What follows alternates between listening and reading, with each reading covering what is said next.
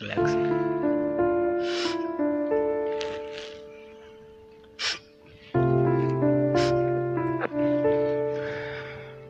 Umphefumlo ongenatyala.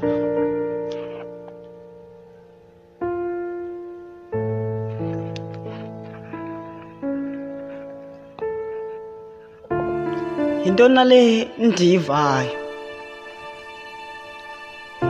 Khani ndimameliseni, yintoni nale ndiyivayo?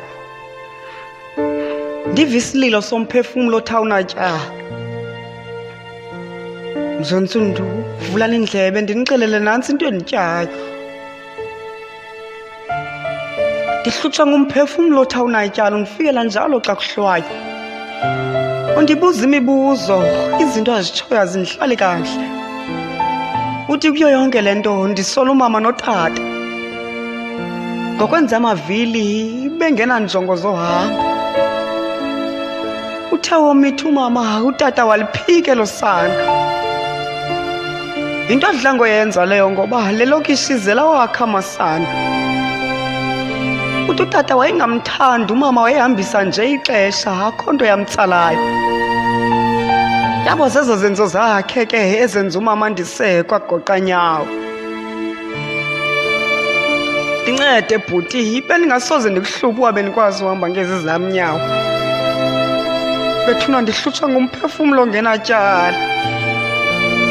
Unelizwi elincinci ingathi lelo sana. Kunento endityayo ngaphakathi endenza ndizive ngathi ndinetyala. Ndihlutshwa ngumphefumlo ongenatyala. Uthi kule ndawo kuyo awuphumlanga. Uneminyaka uthandazela ukuphuma kwelanga. Nalo ndalibona nje kancinci uba ndenza idini ekhaya. Umphefumlo ongenatyala. Uthandiyazi mhlekazi into endayenzayo kulo mhlaba. Uba ndinozibhaqa ndithi ndingakwazi uthetha ndigqunyelelwe phantsi komhlaba. Kazi ityala lam liyintoni na kule magade omhlaba? Yazi uba ndenza ntoni na le nto ndizobe ndibe yintlaka-ntlaka?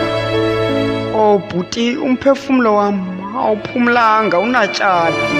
Yintoni nale ndiyivayo ndikhalelwa ngumphefumlo ongenatyala? Ntombazana wonwaba ngathi zange wenze manyala. Uyakhala umntanakho kule migqomo wamshiya kuyo nakulaa mlambo. Mihlale namalanga wonwabile kodwa umphefumlo womntwana wakho uphumlanga. Sijonge tatakhe, uhlele lokishini ujika nelanga. Ndihlutshwa ngumphefumlo ongenatyala. Awundilalise ebusuku ndenzele isizunguzane sesililo esinganyamezelekiyo. Uthi kuba wawumyekile waphila ngeyiyo le nto yiyo. Kuthiwa le nto uyityayo yile ubuyilimile, ewe yiyo. Ukhalelani ke ngoku umntana wamtyisa ngembovane? Umphefumlo ongenatyala. Igama nguDinileminyanya.